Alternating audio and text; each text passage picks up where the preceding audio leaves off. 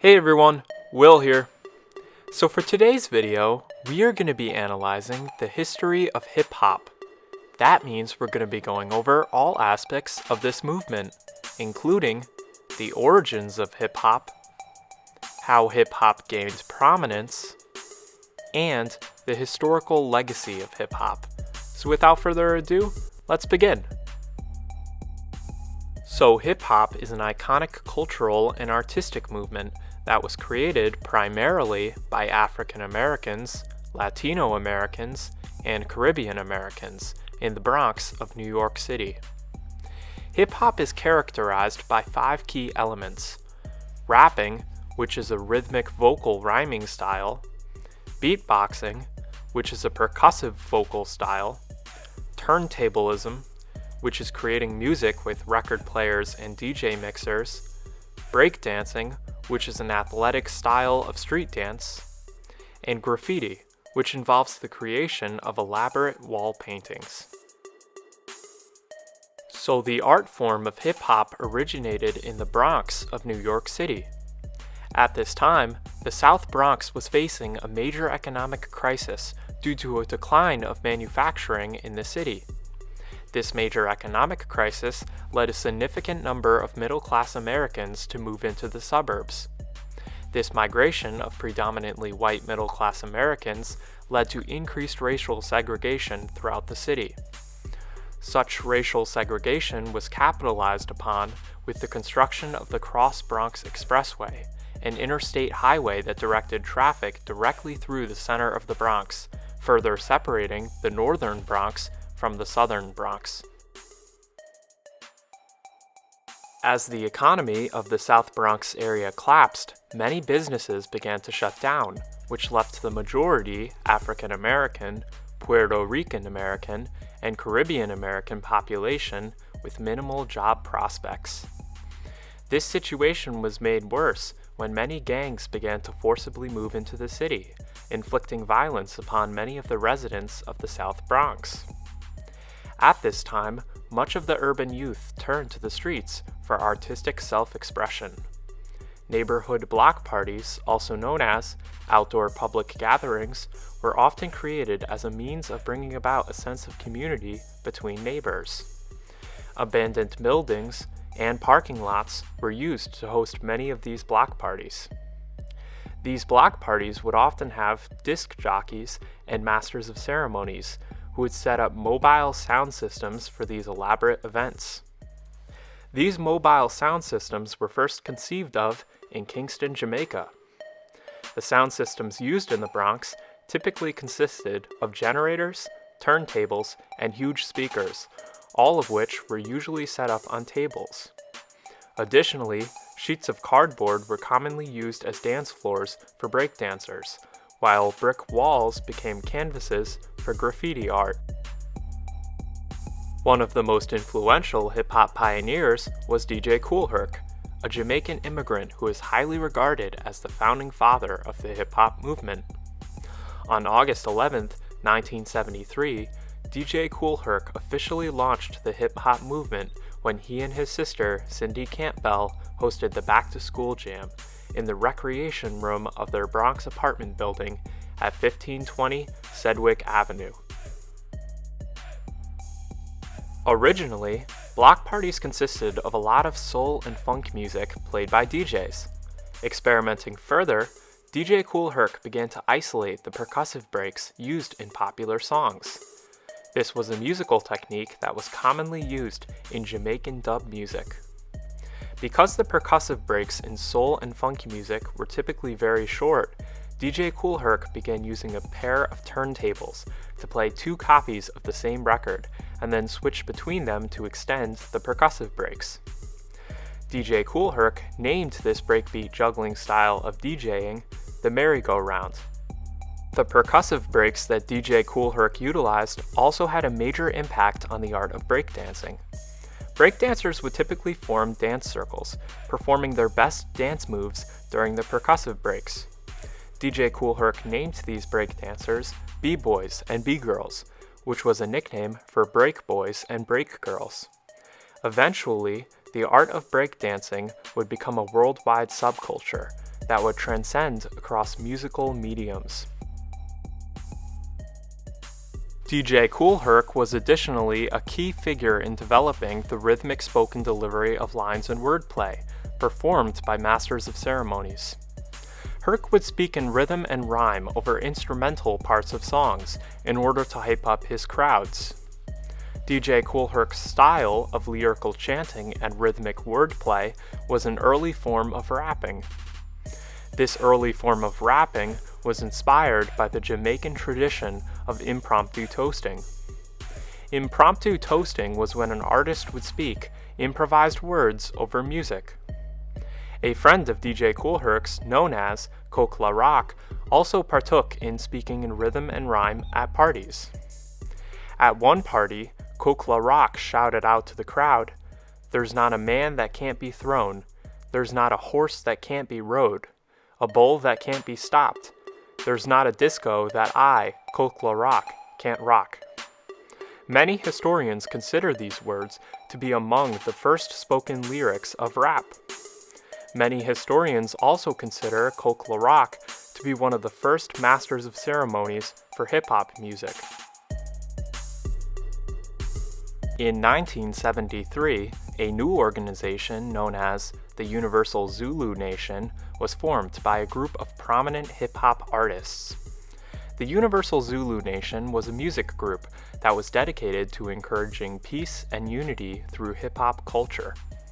Members of the Universal Zulu Nation were heavily credited for introducing urban youth to many art forms, including DJing, breakdancing, rapping, and visual art. Even today, the Universal Zulu Nation continues to spread the values and artistic traits of hip-hop culture throughout the world. As these developments were occurring, new DJing styles were introduced by a prominent DJ from the Bronx, known as Grandmaster Flash.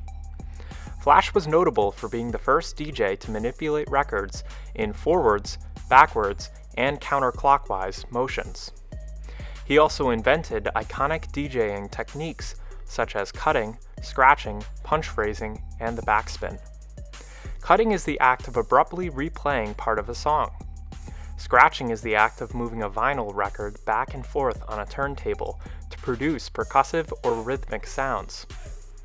Punch phrasing is the act of isolating very short segments of music and rhythmically punching them over the sustained beat using a mixer. The backspin is the act of spinning a record in a counterclockwise motion.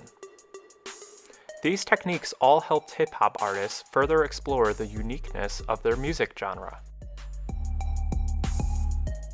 In 1976, Grandmaster Flash established an original music group known as the Grandmaster Flash and the Furious Five. This music group consisted of Grandmaster Flash and 5 other artists. The group additionally became widely known as one of the most influential hip-hop groups of all time. They became well known for trading lyrics between their group's rappers and mixing them with Grandmaster Flash's unrivaled DJing skills. Grandmaster Flash was particularly popular for his use of acrobatics in his performances. Flash was notable for often manipulating vinyls with his fingers, elbows, and toes. Although the Grandmaster Flash and the Furious Five had many iconic songs, their most prominent song was called The Message. This song was iconic for centering itself around the performances of the rappers. The Message was first written in 1980 by Duke Booty and Melly Mel in response to the 1980 New York City transit strike. The Message was notable for using powerful lyrics to describe the stresses that were inflicted on youth from inner-city communities.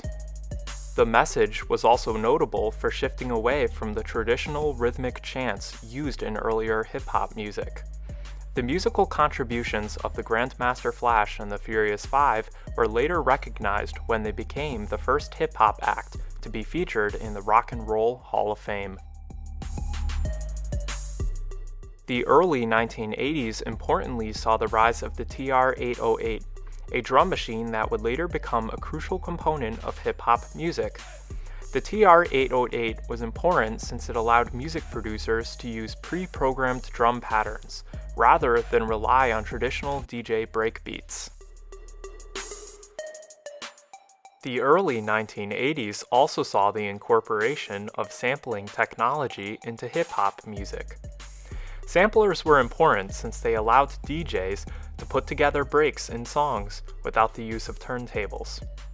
Samplers also allowed music producers to perform sequence arrangements, rearrange sections, mix, and edit music in fresh and innovative ways. These production techniques were an early form of remixing. Early sampler models that helped inspire the art of remixing include the Lin 9000, the EMU SP1200, and the Akai MPC60. Over time, these sampler models evolved into a new generation of samplers, like the Akai S900, which provided increased memory storage, higher sampling rates, and better editing qualities, among other improvements. Music producers used these newer models to experiment with musical techniques such as sequencing complex arrangements, looping, adding effects, and layering sounds, among other newly developed techniques. During the mid-1980s and the early 1990s, hip-hop spread all across the United States. This brought about an era that would later become known as the Golden Age of Hip-Hop. The Golden Age of Hip-Hop marked the expansion of diversity, influence, stylistic innovation, and mainstream success that hip-hop experienced at this time. The growing success of hip-hop across the country allowed independent record labels such as Tommy Boy, Prism Records, and Def Jam to become successful. All of these record labels were releasing records at a rapid pace due to a massive demand in the marketplace that was generated by local radio stations and club DJs. As the golden age of hip-hop brought hip-hop into the mainstream, many record labels began to produce albums by young artists. One of these artists was a teenage girl named Dana Elaine Owens, also known as Queen Latifah. Latifah was notable for using her music to bring attention to important issues, including domestic violence, harassment, and relationship problems. At the age of 19, Latifah released her first album through Tommy Boy Records, entitled All Hail the Queen, in 1989. This album helped launch Queen Latifah's musical career while also making her a major feminist icon. Queen Latifah later won a Cadence Award from the National Coalition of 100 Black Women in 1992. After producing several more successful albums, Queen Latifah won a Grammy Award for her work in producing the song UNITY. Queen Latifah then received massive attention for her iconic performance in the 1998 Super Bowl halftime show, cementing her identity as an iconic musical artist. The golden age of hip-hop also saw the rise of various copyright-related issues. At this time, very minimal copyright laws existed to protect music from being sampled. This meant that artists could use samples from a variety of sources without facing legal challenges. Samples from a variety of music genres were used at this time, including samples from jazz and rock music. Many original copyright owners of the music didn't like other artists using their music without their approval. This caused the government to pass several copyright enforcement laws, which required artists to clear all samples ahead of time in order to avoid lawsuits. Unfortunately, however, because clearing samples was typically very expensive, many record labels were unable to use such work. This caused hip-hop music to take a new form as producers began to focus on creating wholly original content. A new generation of new school rappers were pivotal in developing a new form of hip-hop and bringing it into the mainstream. Some prominent groups and artists at this time included Public Enemy, Biz Markie, A Tribe Called Quest, Beastie Boys, and LL Cool J, among others. As hip-hop music began to spread across the world, hip-hop fashion quickly followed as well. Many different types of clothes, shoes, and hairstyles became popular forms of self-expression. The late 1990s marked the emergence of several prominent hip-hop artists, including the Notorious B.I.G., Snoop Dogg, Ice Cube, and Lauryn Hill. The early 2000s marked the emergence of several contemporary hip-hop artists, including 50 Cent and Eminem. One of the biggest hip-hop artists at the start of the 21st century was Jay-Z, who has been cited by many critics as the greatest rapper of all time. Jay-Z is known for using clever wordplay to keep audiences engaged during his live performances. He is additionally praised for his use of rests, which helps him structure his verses. In total, Jay-Z has won a total of 22 Grammy Awards, the most held by any rapper. Jay-Z also holds the record for having the most #1 albums by a solo artist on the Billboard 200, with a total of 14 albums reaching that distinction. Additionally, some of Jay-Z's most acclaimed albums include The Blueprint, The Black Album, and 444. Today, hip-hop music and hip-hop culture both hold a prominent place in American and international cultures. What once began as a local movement to provide a haven for urban youth in New York City has now become one of the most significant global movements ever started in the United States. Thank you for checking out our video.